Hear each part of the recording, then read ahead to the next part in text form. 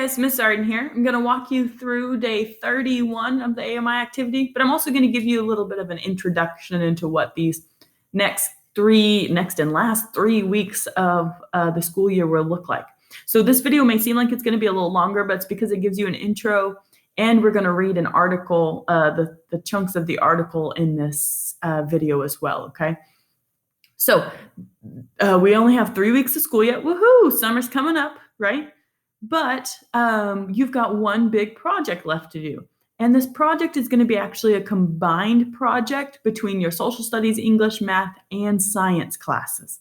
So that means that you're going to be kind of having to use a lot of information from different areas.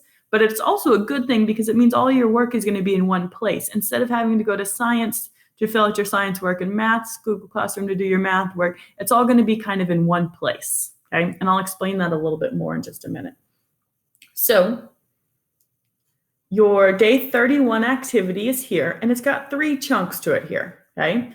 The first thing, so each day has an overarching theme. How has your family been affected by the pandemic? Day 31 is my home community, family before and family after. So how they've kind of changed from this coronavirus, the COVID-19. So the 3 things that we're responsible for doing today for day 31 is the first one, and this is why this day 31 is going to be longer than all the rest of the days, is because there's an article analysis. We have to read an article and answer some questions about it, okay? So the rest of your week does not have that article analysis. So don't see today's and think that it's overbearing or too much work. It's just because of this article. And I'll read it out loud in this video to you too, and I'll help you out with the questions. So you've got an article analysis. You've got kind of a graph analysis where you're going to be looking at a graph and figuring out what it means. And then you've got what's called a final product entry, okay, which is your opinion of what's kind of going on with you. And you're going to use the graph and the article to help you out with that, okay?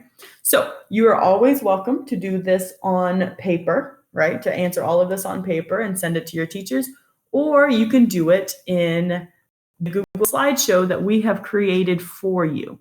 This Google slideshow will be in your advisory Google Classroom. So you'll have to go to your advisory Google Classroom to find it, and it will automatically make a copy for you. So you'll be able to make all your changes and do everything right on here. And the way that you make sure that your 4 core teachers get this is you will hit the share button and you will type in. So if I am your social studies teacher, you will type in Zarden, right? Find my email. You will, if Miss Perkins is your English teacher, right? You'll find Miss Perkins' email. If Miss Russell is your science teacher, you'll find Miss Russell. If Miss West is your math teacher, you'll click Miss West, and then you hit share, right? Send, and they automatically have access to this Google slideshow and everything that you put on it, okay?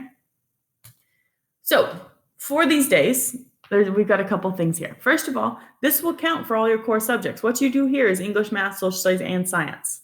It can be done on paper or in this Google Slides presentation, okay? So our overarching theme for this week. And so this week, this is days 31 through 35.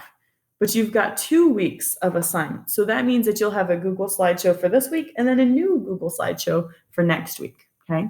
But our theme for this week, how has your family been affected by the pandemic, okay?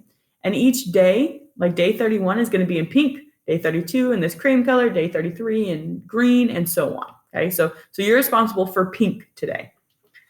Day 31, my home community, family before and family after. So what we've got here, it says read the article, Alone No More, and complete the questions in the Google form. So that's what it says here in our article analysis. Remember, the article is at the end of the packet for you. Or if you click this link, it will take you to where Ms. Perkins has bookmarked the article in the packet. Also, if you go to your English teacher's Google Classroom, they read the article aloud to you, but I will also read it in chunks in this video today. So once you've read the article and done the next part, you can click on the day 31 Google form, okay? I'm going to show you that Google form in just a minute. So the next thing that we do is you're going to be looking at this graph. I'm going to make this bigger so we can see it better. You're going to be looking at this graph and kind of analyzing it, okay? So review the graphs linked on the slide to answer questions. You've got this one, and it says states that are better and worse at social distancing based on changes in distances traveled. Okay. So this is the percent of change and how much people have stopped moving, stopped socializing. Okay. So the states that are darker mean that they haven't socialized very much. They haven't changed their socialization very much. So that means they're still going out and doing whatever they want. I'm going to probably say it's because Wyoming doesn't have a whole lot of people, but that's fine. So places like California, like New York, right? The big ones have completely changed what they're doing because their population is so great that they actually have like lockdowns where you're not supposed to leave your house, but for like essential employees and things like that. Okay. And then there's also, if you click on these, there's a couple of other graphs too that you can look at. Okay. So when you're looking at these graphs, you're answering these 4 questions. Is there anything that you notice or wonder about them? What can you infer or like understand or make conclusions about? What do these graphs and articles make you want to learn about? And then how do these graphs and articles relate to your life as a family? Like, does this show, do you believe that we are kind of in the middle here as Arkansans? Or do you think you haven't left your house in 3 weeks, that you should be light? Arkansas should be this light color. Or maybe you see everyone in your family going out to the store, doing whatever they want, hanging out, and you think that we actually should be pretty dark because we haven't changed what we're doing that much, right? So there's some sentence frames here to help you with that. And then what you can actually do is on the next slide, it's got the place for you to answer your questions in it right there. So on the next slide, you can actually answer the questions right here. For number 1, you can tell me right here, I noticed, right? Oh, I put 5, right? You can write it right there to kind of explain it out, okay? So I'd put number 1, right? Oh, it's going to change it to 1. That's okay. I noticed blank. Okay, it's okay if it changes it to 5. Your teachers will be able to figure it out. But so answer those 4 questions here. Okay, about those 4, and then I suggest you do the Google form, because the Google form is going to ask you to kind of use your information from that graph. So let's look at the Google form together. And this is the long part, right? The Google form is the long part, but stay with me and then you've got it. You've got it made. So just like with your English and social studies assignment that you've been doing for the last 2 weeks, once you submit this form, it will automatically send you a copy of your responses to your email. And so then you just need to forward your email, right? To forward that email to your 4 teachers. Now, you have to forward it to all 4 teachers, okay? Your English, social studies, science, and math teachers, because there's only one Google form, and it's not to each social studies teacher like the last one is. So you have to forward it to all 4 of your teachers, just like we did that Google slideshow just a second ago, okay? So you'll put your name. You'll select your 4 teachers. So Miss Perkins is my English teacher, and she's awesome. Miss West is my math teacher, and she's awesome. Miss Zarden is my social studies teacher, and she's the coolest teacher in school, I've heard. And then Miss Russell, who's pretty dang amazing too, is my science teacher, okay? So those are my 4 teachers, pretty easy. Hopefully that part's pretty easy. Then this is where we're getting into the article analysis. It says, use the following article, Alone No More, to answer the questions that follow. Each section of the article is chunked. So instead of you having to go through and read this entire article in a huge chunk and a huge section that might be kind of overwhelming, I've taken it here and kind of chunked it for you into sections with the question that goes with it, with that small part. So I hope that helps you out. I'm also going to read these article chunks out loud, okay? So Article 1, Chunk 1, Alone No More. People are turning to dogs, cats, and chickens to cope with self-isolation. This is by the Washington Post. Lucky Dog Animal Rescue holds adoption events at PetSmart in Gaithersburg, Maryland. At a typical event, the group would find homes for about 15 dogs. As coronavirus news started to spread the week of March 16th, the waiting list jumped from 10 to 40 would-be adopters. Coronavirus is a flu-like illness that began in China and has been spreading across the globe since December of 2019. Health officials have been encouraging social distancing. This means staying home and staying away from other people to help slow the spread of the virus. Myra Howerwitz, who runs the rescue, said that they had 30 adoptions in just 3 hours. Forget toilet paper, milk, and hand sanitizer. People are rushing to stock up on dogs, cats, rabbits, and fish. Some are even getting chickens. Okay? So, chunk 1, this is the question that you're going to be answering for. Okay? So, read the underlined section. So, we're looking at this section here.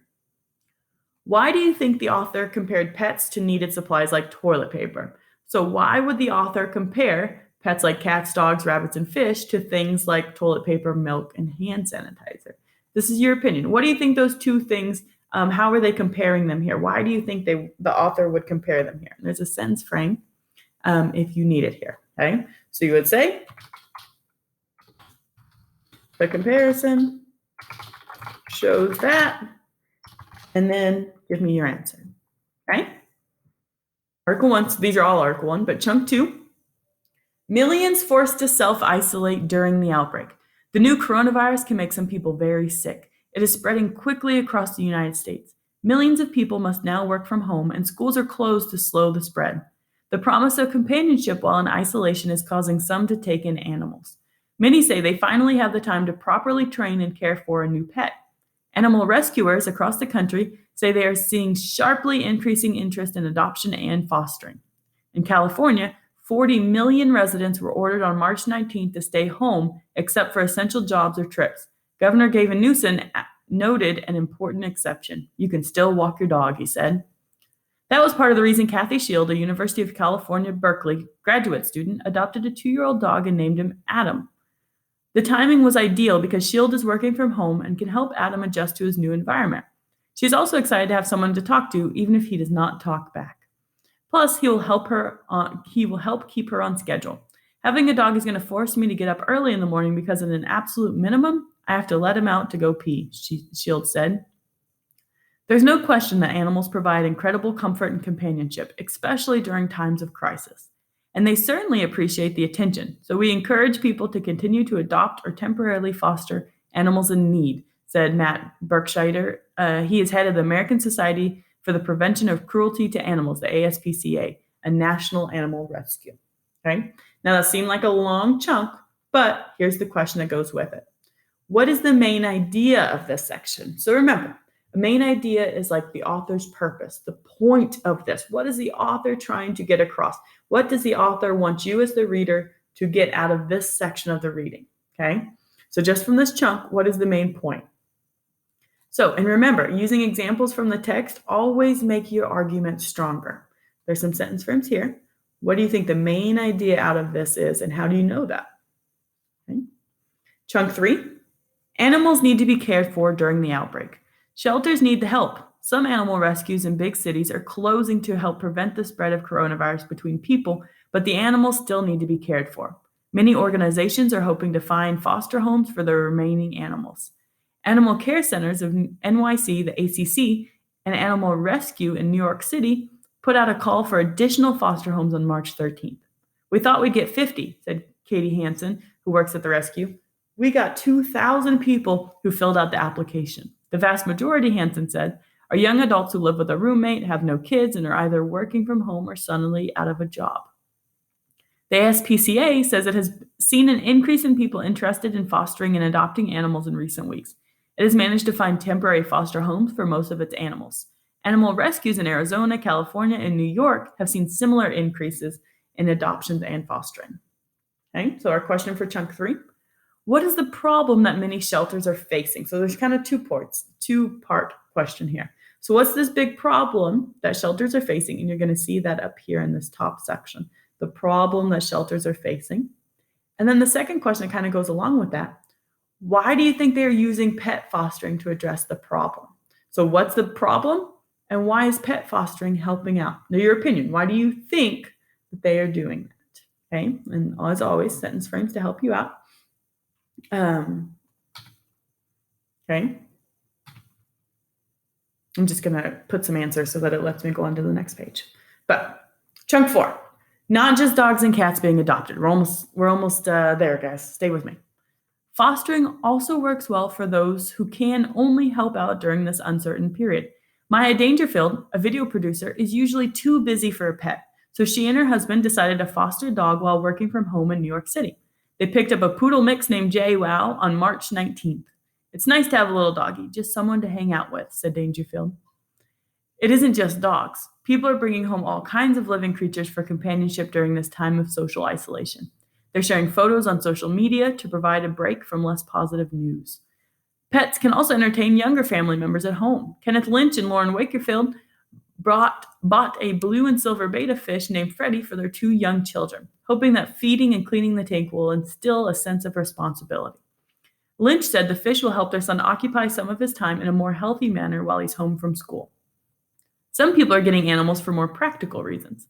We're kind of stuck at home. Grocery stores are empty, and now we have these chickens that are laying eggs for us, said Kelly Bordas. She's a new chicken owner in Oviedo, Florida. The chickens, Daisy Duck and Maybelle, have been a source of entertainment as well as much as food. Bordas's younger daughter also helps take care of the birds.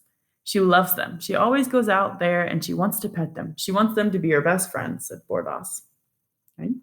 Now, the question for chunk 4 is much like a couple chunks ago where it says, what is the main idea? Use evidence from the text to support your reasoning. So once again, what is the author's main point? What is the author trying to portray or get you as the reader to understand in this section of the passage? Okay.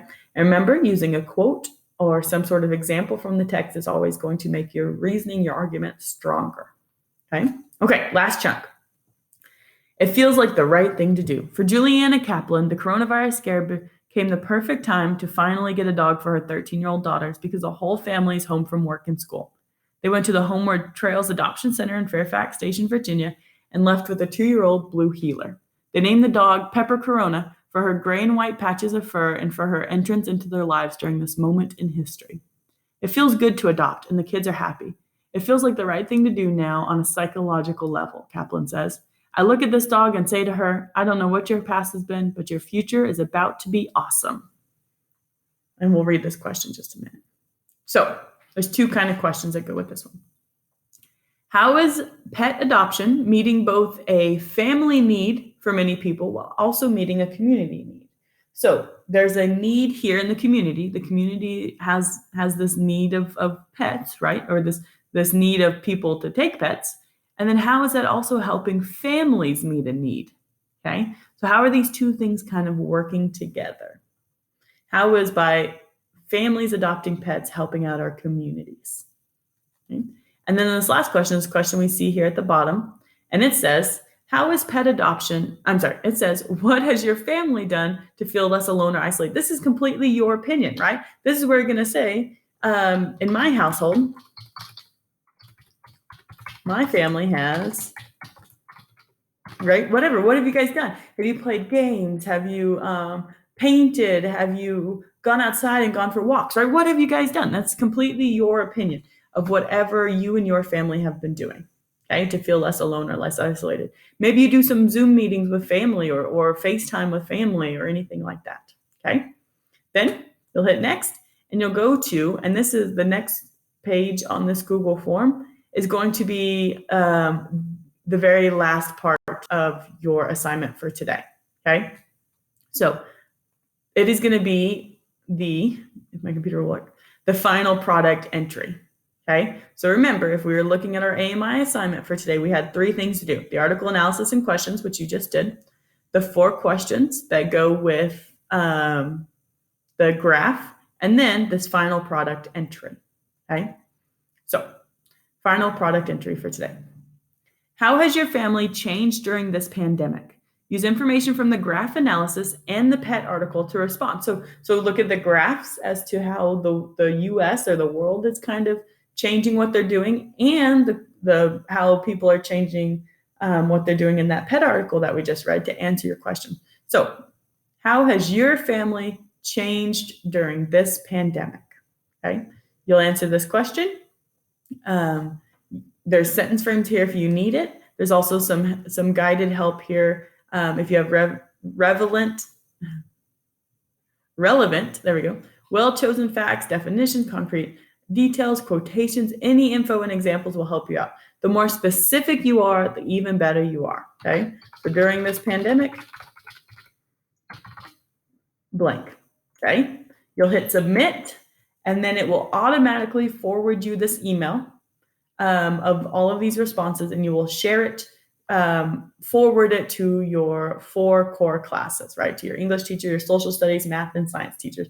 And then you're done for today. All right. Let me know if you guys have any questions. See ya.